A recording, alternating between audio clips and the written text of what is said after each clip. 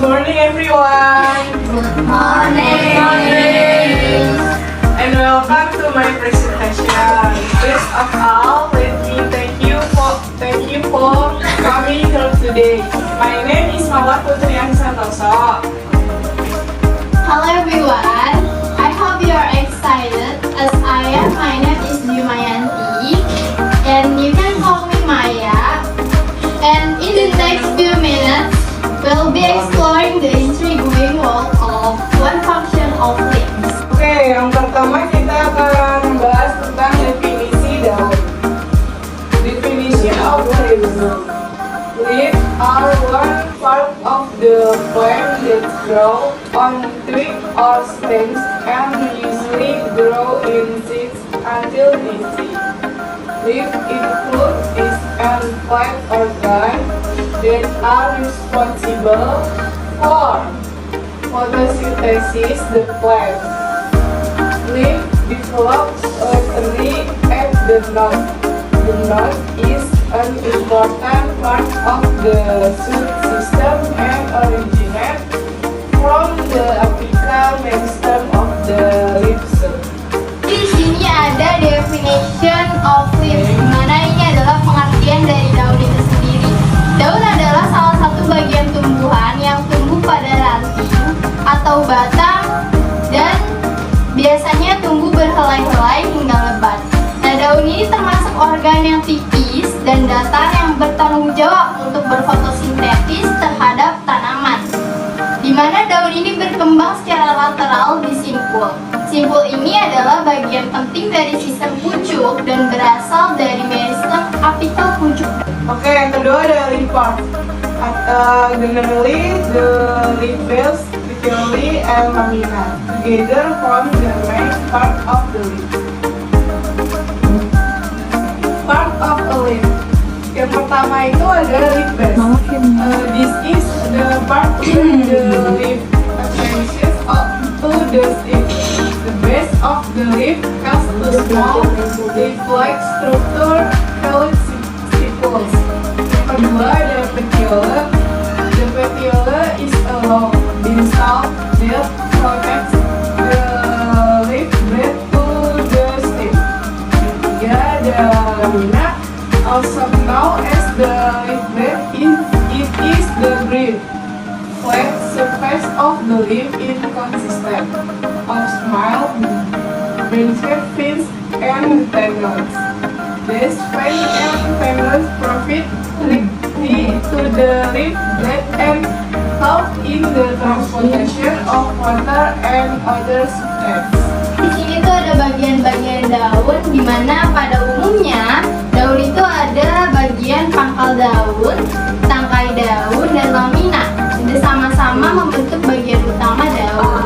Di mana pangkal daun ini adalah bagian menempel pada batang yang memiliki dua struktur seperti daun kecil yang disebut stipula. Ini pangkal daunnya. Kemudian ada tangkai daun. Tangkai daun ini adalah tangkai yang panjang dan tipis yang menghubungkan helai daun dengan batang. Kemudian ada lamina. Nah, lamina ini juga dikenal sebagai helai daun, di mana permukaan daun yang hijau dan rata terdiri dari urat bercabang kecil dan urat-urat. Nah, urat-urat ini memberikan kekakuan pada helaian daun yang membantu dalam pengangkutan air dan zat-zat lainnya. And then di sini ada types of leaves. Number one adalah finger leaves. This leaf has been shaped like the arrangement of finger. The ray leaf bands are basal in number. Have a leaf shaped with one leaf bone that is large, known and shaped like the finger of human hands. Example of finger leaves are hazel leaves. Dimana ini tuh seperti daun yang membentuk menjari. Kalau di bahasa biologinya, in the language of biology, this leaf is called Manihot esculata.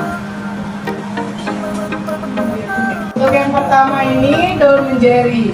Daun ini memiliki tulang berbentuk seperti susunan jari tangan. Tulang daun menjari berbentuk basal, daun dengan satu besar dan berbentuk seperti jari-jari tangan manusia. Contohnya itu ada di daun singkong.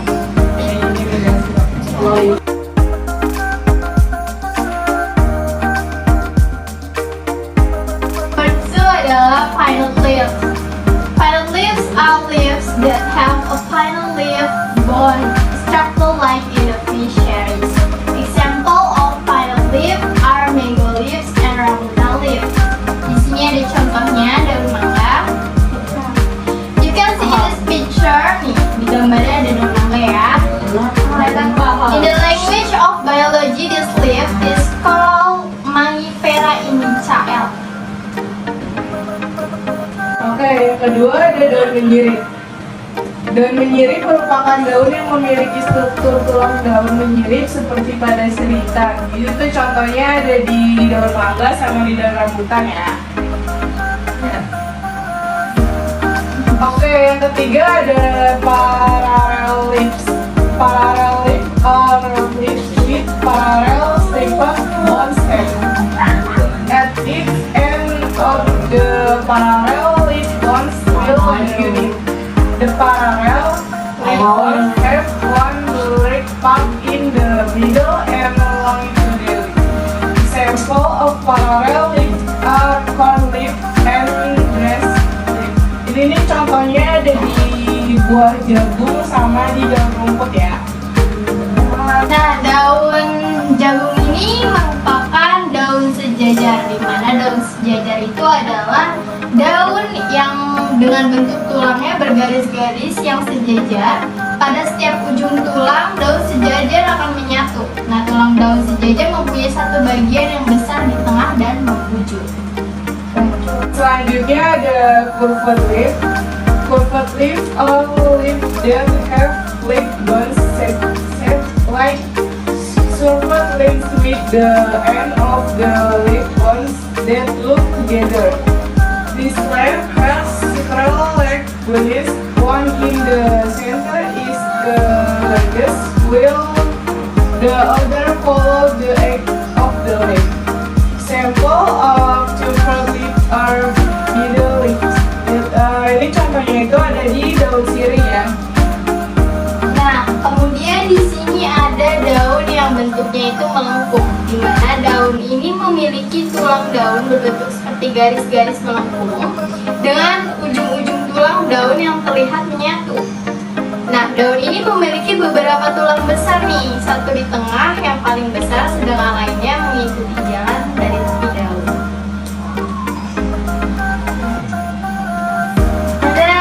Number 5. Di sini ada spiny leaves.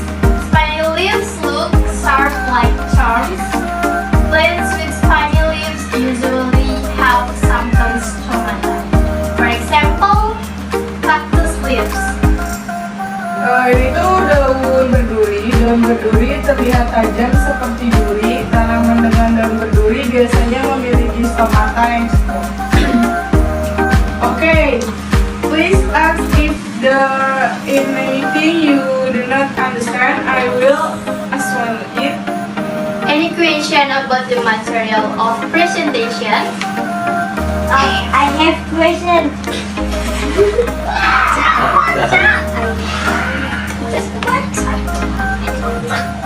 Apa yang akan terjadi jika tumbuhan tidak memiliki daun? Oke, aku akan menjawab pertanyaannya.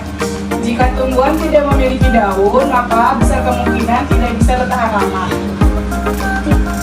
If a plant does not have leaves, it is not likely to survive for long. Question again. I have a question. What is the main function of leaves? Okay, I will try to answer your question. In addition to photosynthesis, the main function of leaf is to store water and food reserves.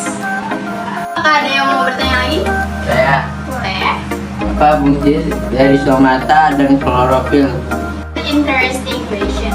Jadi stomata dan klorofil ini berperan langsung dalam proses fotosintesis karena dapat menghasilkan senyawa organik, di mana senyawa ini ada sebagai asimilat dari senyawa anorganik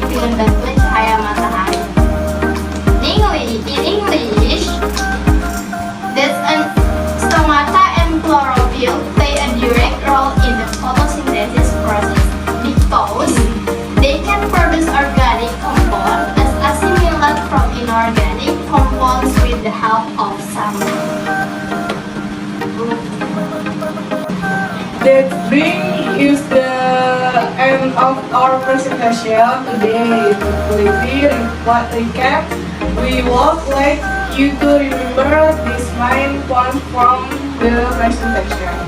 I thank you all for being such an effective audience. Thank you all for listening. It was a pleasure to be here today. Wassalamualaikum warahmatullahi wabarakatuh. Bye.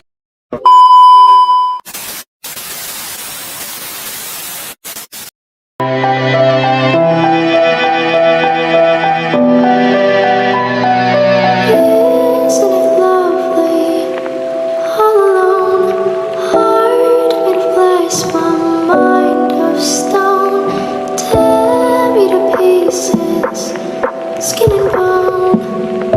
Hello, welcome home. Isn't it lovely, all alone, heart made of glass, my mind of stone, tear me to pieces, skin and bone. Hello, welcome home. Isn't it lovely, all alone, heart made of glass, my mind of stone, tear me to pieces, skin and bone. Hello, welcome home.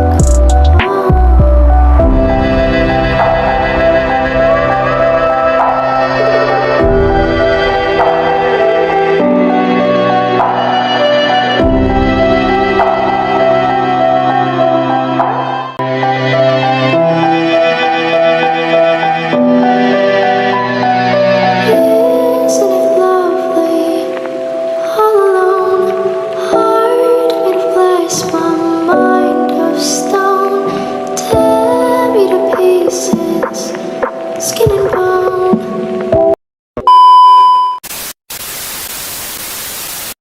Like, what? Any question again? I'm question.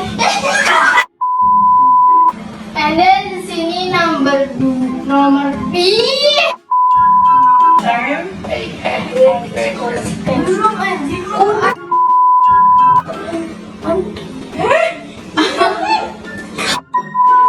Sudah proses fotosintesis.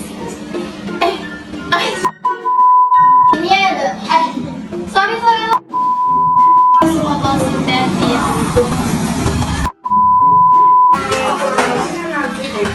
Aku mah baik.